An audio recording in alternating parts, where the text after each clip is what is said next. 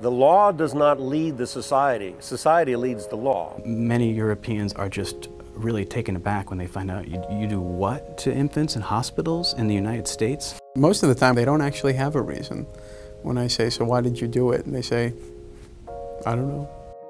It was originally a punishment for children, and they were purposely made to be painful as a moral warning. It's much easier to spot a human rights violation when it occurs in a culture outside of your own. Money's certainly involved.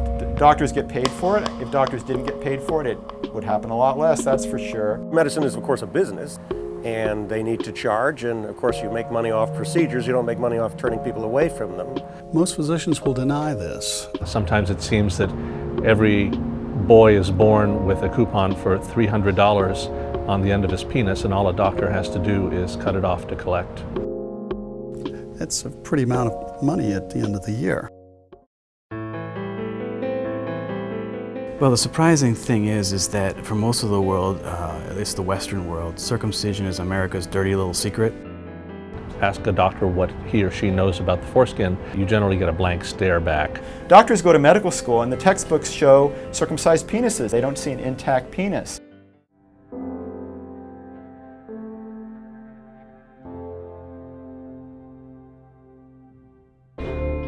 It's surgery, and every year babies die from this procedure. There are a number of complications that can occur. Heart rate changes. There may be blood pressure changes, a drop in blood pressure. Loss of breath for 30 seconds or more. Changes in cortisone levels. Heart problems, rupture of internal organs just caused from thrashing and from shock. And I have been personally called to the crib of 2 infants. When they got up in the morning, the diaper was soaked in blood.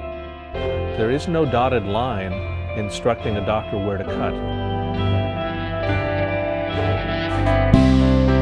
This is a failure of equal protection. These boys are not being protected.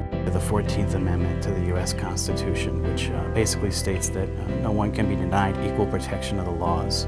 And in the case of male circumcision, men are being denied equal protection of the law because the female genital mutilation statute only applies to one gender. We have worked hard legally to protect girls, but we're not protecting boys. Simply change the FGM bill to be gender neutral. It's a perfectly sensible quest. Nobody touches the genitalia of any child, male or female, unless there's a therapeutic reason. It takes a very brave man to say, look, I was damaged as an infant. I can't do anything about that, but I won't do it to my son. It's his first sexual experience. It's not a nice one. Why would you rob your child of normal sexuality and run the risk of serious damage to the penis, of maybe even death, all for social conformity? Why would you do that? And I think the answer is you wouldn't. Great, thank you.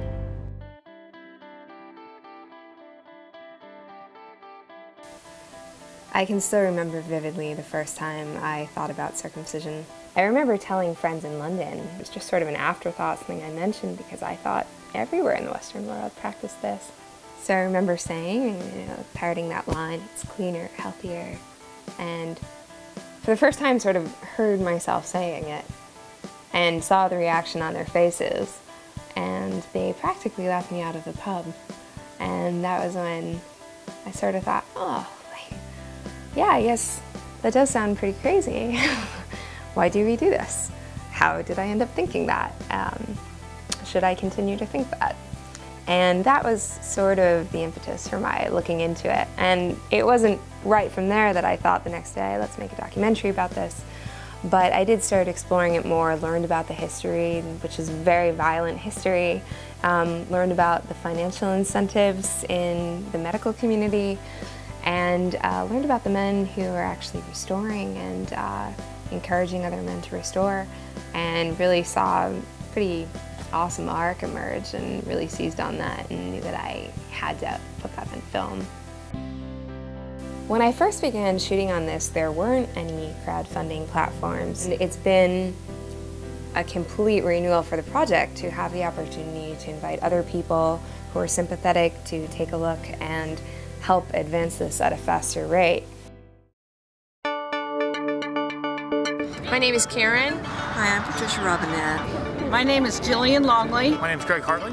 I'm Steve Crozier. I'm a mother. Nurse Pennsylvania and Intact America. And I'm a nurse from Colorado. I'm the author of The Rape of Innocence. And I donated to American Secret. And I donated to American Secret. I donated to American Secret, and I hope that you will too. I've donated to American Secret, and I hope you will too. And I urge you to contribute what you can too.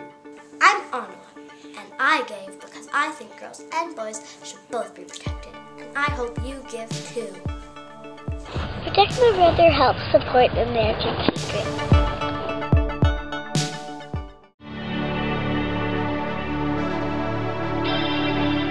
Hi, I'm Ron Lau from TLC Tugger Foreskin Restoration. I'm Anthony David Adams, inventor and founder of Credit Covers, Skins for Credit Cards.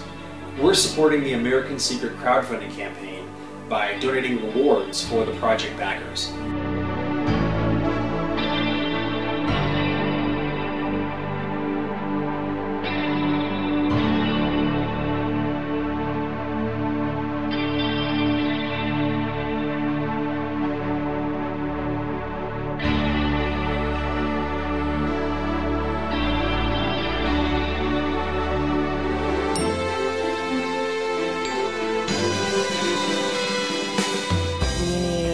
Sound people and camera people and makeup artists, and we need historical consultants and medical consultants and historical medical consultants who are helping with their artistry and with their expertise to really bring to life what we hope is a compelling look into how this took off and how this sort of seeped into the culture.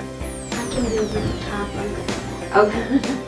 On the face of it, it is about circumcision, but at core, it's really a movie about how we end up believing the things that we believe and how we can get better at noticing when maybe we shouldn't be believing the things that we're believing that are causing us to do the things that we don't really have a reason to do. And I get really excited about that. I think it's really fun. I think it's really cool and really important when I stumble upon something where I'm like, oh, I've always been kind of responding in this knee-jerk way, or I've had this kind of pre-programmed idea about something, and how'd that get there? Why is it lodged there? The ability to critically evaluate a belief gets strengthened the more that you practice it.